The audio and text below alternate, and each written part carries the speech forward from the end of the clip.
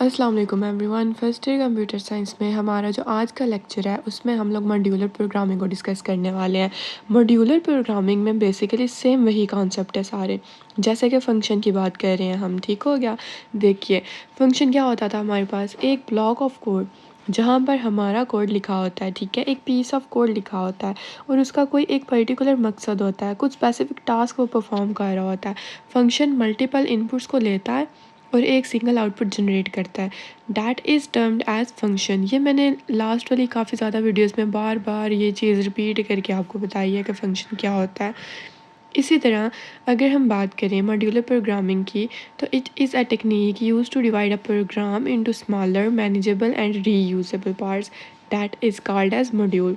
हम लोग क्या करते हैं कि मॉड्यूलर प्रोग्रामिंग के अंदर हम ये एक ऐसी टेक्निक है जिसके अंदर हम अपने प्रोग्राम को एक बिग टास्क को स्मॉलर और मैनेजेबल पार्ट्स के अंदर डिवाइड कर देंगे। स्मॉलर और मैनेजेबल पार्ट्स में डिवाइड करने से हमें बेनिफिट क्या होता है? हमें बेनिफिट ये होता है कि हमारा काम आसानी से हो जाता है। ठीक है, ये ज़्यादा ना, ये वाला टॉपिक ना थोड़ा समझने वाला, मतलब प्रैक्टिकल इसमें है लेकिन वो एंड पे जाके है।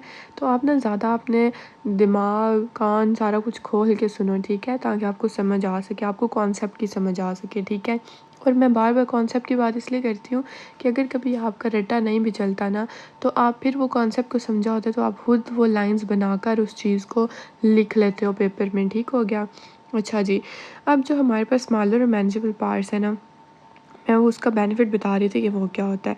अब बेनिफिट ये है कि हमारा काम आसानी से हो जाता है। तो अगर मेरे पास एक बिगर प्रोजेक्ट है, मैं उसके ऊपर ठीक से काम नहीं कर पा रही, तो मैं डेफ़िनेटली क्या करूँगी, उसके साथ क्या करूँगी, सेगमेंट्स बना दूँगी उसके। ठीक है, मॉड्यूल्स बना दूँगी और उन मॉड्यूल्स के ऊपर अलग अलग लाइक बंदे बैठ के जब टीम काम करेगी तो वो काम एक तो जल्दी ख़त्म हो जाएगा और उसकी क्वालिटी भी अच्छी होगी। इसके अलावा आइडेंटिफाइंग कोड डुप्लीकेशन, ये वाला टॉपिक, आइडेंटिफाइंग कोड डुप्लीकेशन।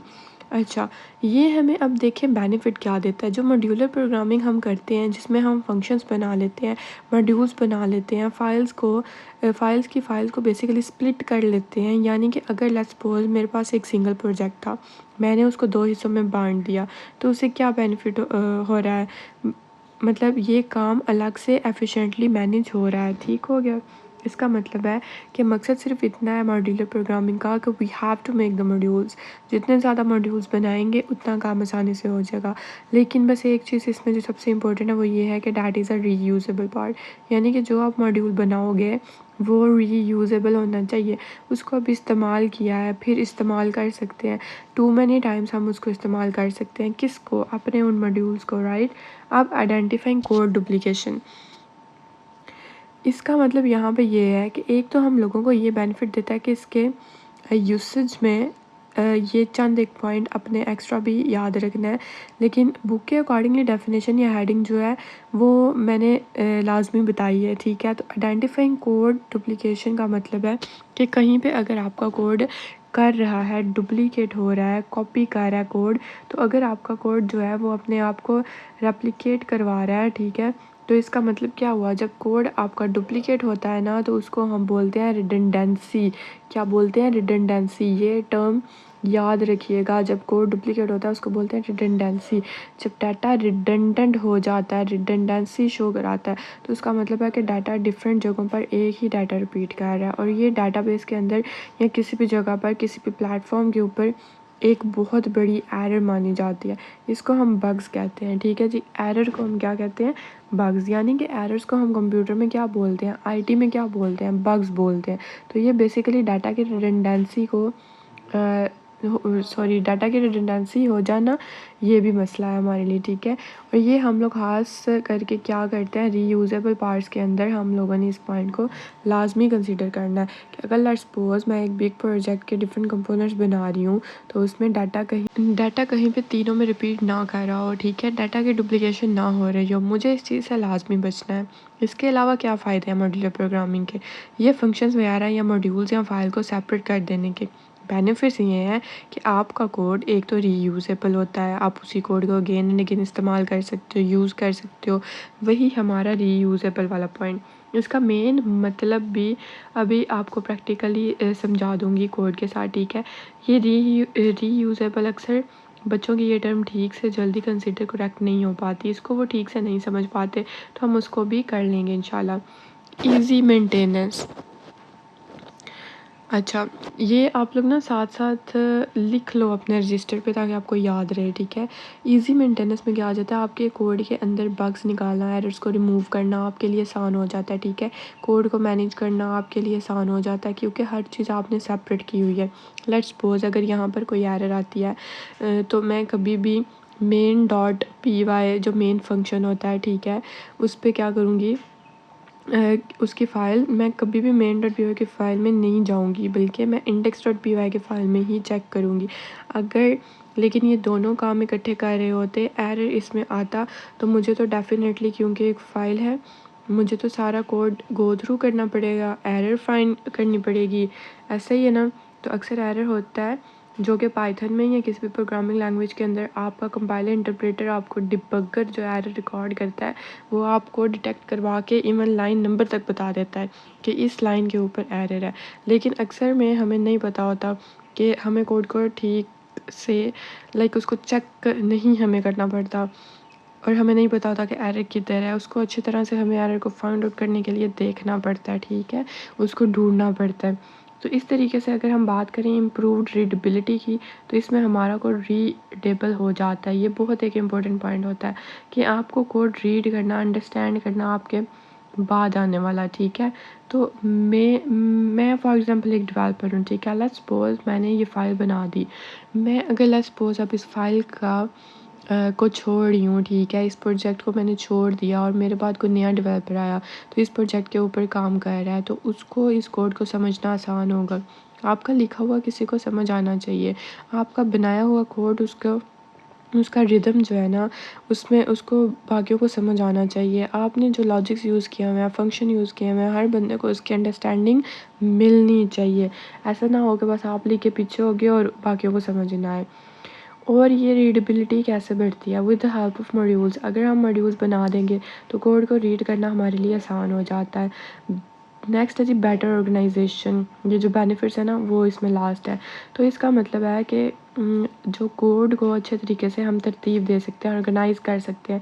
अब कैसे दे सकते हैं, कैसे उसको ऑर्गेनाइज़ करेंगे, तो ज़रा देखिए, हम इसमें एक मेन फंक्शन इस्तेमाल कर रहे हैं। अब जी ये टॉपिक है कैसे ऑर्गेनाइज़ करते हैं, हम इसमें एक मेन फंक्शन यूज़ कर रहे हैं। याद रखिएगा मेन फंक्शन, जैसे सी लैंग्वेज की अगर हम बात करें, सी लैंग्वेज के अंदर तो कोई भी काम करने के लिए, प्रोग्राम बनाने के लिए मेन फंक्शन मैंडेटरी होता था, ठीक है, कंपलसरी होता था, बनाना ही बनाना है। लेकिन यहाँ पर मैंडेटरी नहीं है। आप सी के मेन फंक्शन के अलावा भी अपना काम चला सकते हो। ये समझ लीजिए मैंने एक मॉड्यूल बनाया हुआ है, आप इसको भी मॉड्यूल कह सकते हो, ठीक है। मॉड्यूल का लफ्ज़ मतलब जो होता है ना वो अलग होता है और लॉजिकल मीनिंग उसका डिफरेंट होता है। तो यहाँ पर अगर लॉजिकल मीनिंग से देखें चाहे तो ये एक मॉड्यूल है, तो ये एक मॉड्यूल है, ठीक है। सेपरेट पीसेस को हम मॉड्यूल कह सकते हैं। अच्छा, अब इस एग्जांपल के साथ ना मैं आपको समझाती हूँ। अच्छा जी, तो यहाँ देखिए मैंने क्या किया है। यहाँ पर सबसे पहले जो DEF का कीवर्ड है वो हम यूज़ करते हैं डिफ़ाइन करने के लिए, ठीक है। तो यहाँ पर इसमें क्या हो रहा है, print this is a main function, simple एक लाइन प्रिंट हो रही है। सबसे पहले मैंने ये डिफ़ाइन किया मेन का फंक्शन, फिर मैंने प्रिंट कर दिया this is a main function, ठीक है। तो आपका यही मेन फंक्शन आप लोगों ने चलाना है, सिर्फ सेपरेट आप लोगों ने सिर्फ यही सेपरेट मेन फंक्शन चलाना है। अब इसके साथ कोई और फाइल नहीं चलाना चाह रहे, तो इसका क्या मतलब है, ये बड़ी क्रिटिकल सी बात है, ज़रा ध्यान से समझने की कोशिश कीजिएगा। मेरे पास ये main.py है, एक फ़ाइल बनी हुई है, समझ लीजिए यहाँ पे भी, ठीक है। मेन वाई ये वाली जो फाइल है ना, ये main.py की फ़ाइल बनी हुई है, ठीक है। तो उसके अंदर ये मेन फंक्शन लिखा हुआ है, ये मेन फंक्शन लिखा हुआ है सारा, ठीक है। तो एक तो ये कि सिर्फ मुझे यही फ़ाइल चलानी है, और अगर कहीं ऐसा है कि आपको सिर्फ यही चलाना है तो फिर क्या करते हैं, तो हम उसके लिए एक कंडीशन लगाते हैं, ये वाली, इफ़ नेम। अब इधर से लेकर ना ये सारी है ना जो एंड वाली 2 लाइनें, इसकी बात कर रही हूँ, ठीक है। अब इसका क्या मतलब है कि अगर बेसिकली जब आप एक फ़ंक्शन बनाते हो ना तो उसको एक नाम असाइन किया जाता है। अगर वो नाम क्या असाइन किया जाता है, ये वाला एज इट इज़ नेम, ये एज इट इज़, ठीक है। अब मैं नीचे लाइन इसलिए लगा रही हूँ कि आपको सही से दिखे ये वाला नेम, ठीक है। तो जब यही नेम मैच करेगा तो मेन के साथ, जब ये वाला नेम मेन के साथ मैच करेगा ना, ठीक है, तो क्या होगा, जब ये दोनों आपस में मैच करेंगे कंडीशन क्या हो जाएगी, ट्रू।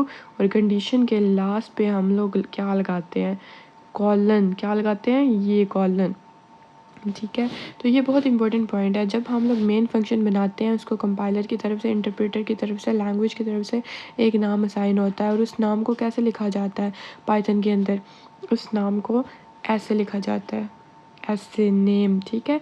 तो आप बोलेंगे मैम मैं यहाँ ना यहाँ पे स्पेलिंग चेंज कर सकती हूँ या कुछ भी ऐसा, तो आप यहाँ पे लेटर कैपिटल कर सकते हो, नो नो। आप यहाँ पर कोई और वर्ड लिख सकते हो, नहीं, एज इट इज़ ही लिखना है, ये एज इट इज़ ही लिखना है, ठीक है। आप जब ये दोनों मैच करेंगे, क्योंकि इस फाइल को, इस फंक्शन को यही नाम मिलेगा, तो जब ये दोनों आपस में मैच करेंगे तो कंडीशन ट्रू हो जाएगी। जब कंडीशन ट्रू होगी तो फिर आपका ये मेन फंक्शन चल जाएगा। ऐसा ही है ना, आई होप आप लोगों को समझ आ रही है, ठीक है। बेसिकली सारी जो है ना ये रियल लाइफ को आपको देखते हुए ना इसको समझना पड़ेगा, ठीक है, कि एक पेरेंट, उसके नीचे उसका चाइल्ड, उसके नीचे उसका चाइल्ड, तो ये रिलेशन कुछ इस तरह से बना हुआ है, ठीक। अच्छा जी, तो आई होप आप लोगों को उस कोड की समझ आ गई होगी। अब नेक्स्ट देखिए हमारे पास क्या है, working with modules in Python, ठीक है। तो एक जो मॉड्यूल है ना पाइथन में, वो सिर्फ एक फ़ाइल नहीं है, ठीक है, मतलब एक फ़ाइल होती है सिर्फ, सॉरी मैंने गलत बोल दिया, वो सिर्फ एक फ़ाइल होती है जिसमें क्या होता है, पाइथन कोड होता है, जैसे फंक्शंस होते हैं, वेरिएबल्स होते हैं, क्लासेस होते हैं, ठीक है। मैं बार बार ये इस वीडियो के स्टार्ट से ये बता रही हूँ कि हम उस प्रोग्राम के डिफरेंट पार्ट्स को क्या कर सकते हैं, रीयूज़, यानी वो रीयूजेबल होता है, हम उनको रीयूज़ दोबारा यूज़ कर सकते हैं, ठीक है। तो एक मॉड्यूल बनाना ना बहुत इजी होता है। कैसे बनाते हैं, जस्ट हमने पाइथन कोड हमने लिखना होता है अपनी फ़ाइल में और उसको .py के एक्सटेंशन के साथ सेव कर देना होता है। तो ये क्या हो गया जी, एक मॉड्यूल, एक फ़ाइल बन गई, ठीक है। अब एक दफ़ा देख लेते हैं कि हम एक मॉड्यूल को क्रिएट कैसे करते हैं और उसको यूज़ कैसे करते हैं मेन फंक्शन में। तो उन्होंने जी स्टेप 1 बताया हुआ है कि सबसे पहले हमने क्रिएट कैसे करना है। तो एक मॉड्यूल फ़ाइल, अब ये वाली फ़ाइल ना हमने इस मतलब एक मॉड्यूल फ़ाइल हमने उसका ये वाला नाम रख के उसको सेव बनाना है, अभी सिर्फ क्रिएट करना है, ठीक है।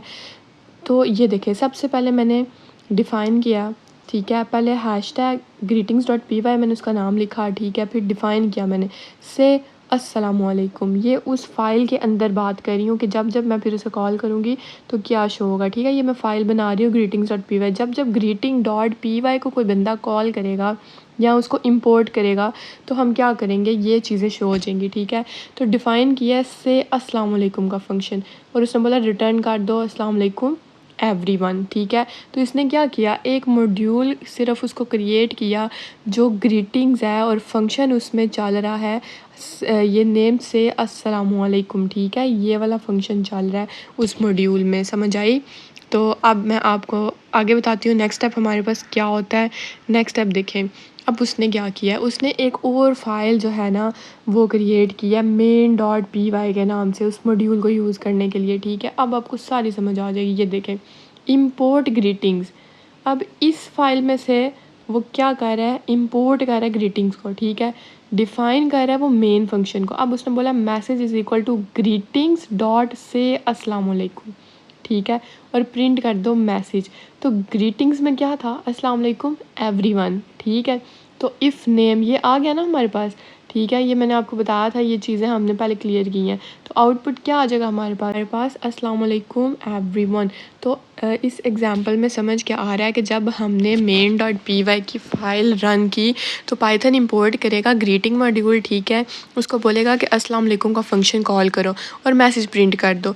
तो प्रोग्राम को ऑर्गेनाइज इस तरह से किया हुआ है कि हम वो ग्रीटिंग मॉड्यूल यूज़ करेंगे, ठीक है, अपनी एप्लीकेशन के अदर मतलब दूसरे पार्ट्स में, ठीक है, और मेन फंक्शन क्लियरली शो कर देगा कि कहाँ से हमारा प्रोग्राम शुरू हो रहा है, ठीक हो गया जी। नेक्स्ट है जी बिल्डिंग CLI एप्लीकेशंस। तो हम सिर्फ इसमें ना CLI जो कमांड, CLI क्या होता है, कमांड लाइन इंटरफेस होता है, ठीक है, उनकी एप्लीकेशंस को ना थोड़ा सा एक्सप्लोर करेंगे कि क्या होता है। तो ये वाली एप्लीकेशंस ना यूज़र्स को अलाउ कर रही होती हैं कि हम प्रोग्राम के साथ इंटरेक्ट करें। कैसे, CLI है ना कमांड है, इसका फुल फॉर्म ही क्या है, कमांड। तो हम सबसे इंटरेक्ट करेंगे कमांड्स के थ्रू, ठीक है, टर्मिनल या कमांड प्रॉम्प्ट। आप लोगों ने देखा होगा हमारे लैपटॉप PC में भी CMD होता है, तो उधर हम कमांड्स लिखते हैं तो फोल्डर बन जाता है और मतलब हमारे पास 2 तरीके होते हैं ना फ़ोल्डर बनाने के। एक तो हम सिंपल वो राइट क्लिक करके माउस से तो उधर न्यू पे जाके फ़ोल्डर बना लेते हैं। दूसरा होता है हम कमांड प्रॉम्प्ट पे जाके तो वो न्यू फ़ोल्डर बना सकते हैं, ठीक है? तो सीएल एप्लीकेशंस डेवलप्ड होती हैं कुछ ना प्रोग्रामिंग लैंग्वेजेस की हेल्प से, तो उनमें पाइथन भी इंक्लूड है, ठीक है? तो सारी एप्लीकेशन जो हम डेवलप करेंगे इस चैप्टर में, इनफैक्ट जो सीएलआई एप्लीकेशंस हैं, ठीक है? तो हम उन हर एक को रन करके देखेंगे यूजिंग द कमांड लाइन, ठीक हो गया जी? तो यहाँ पर एक उन्होंने दिया हुआ है कि सबसे पहले हम सेव क्या करेंगे, मेन डॉट पी वाई की फ़ाइल करेंगे और greetings dot P Y files उसी सेम डायरेक्टरी में, ठीक है? फिर हम अपना टर्मिनल ओपन करेंगे या कमांड प्रॉम्प्ट ओपन करेंगे, उस डायरेक्टरी को नेविगेट करेंगे। ये इंशाल्लाह जब मैं प्रैक्टिकल कराऊंगी ना तो ये मैं तब भी करके दिखा दूंगी। अभी के लिए वैसे ये सिर्फ कॉन्सेप्ट मतलब समझने के लिए है, ठीक है? फिर मैं उस फाइल को क्या करूँगी, रन करूँगी, तो आप वहाँ आउटपुट देख लोगे। अस्सलाम वालेकुम एवरीवन। ये था building cell applications. I hope आप लोगों को समझ आ गई होगी। नेक्स्ट वीडियो में हम पढ़ेंगे object oriented programming in Python. तब तक अपना ख्याल रखें। अल्लाह हाफ़िज़। सब्सक्राइब करना मत भूलिएगा ताकि आप नेक्स्ट वीडियोस भी देख सकें नेक्स्ट चैप्टर्स की। और अगर किसी बात की समझ नहीं आती तो आप कमेंट सेक्शन में पूछ सकते हैं। अल्लाह हाफ़िज़। Thank you.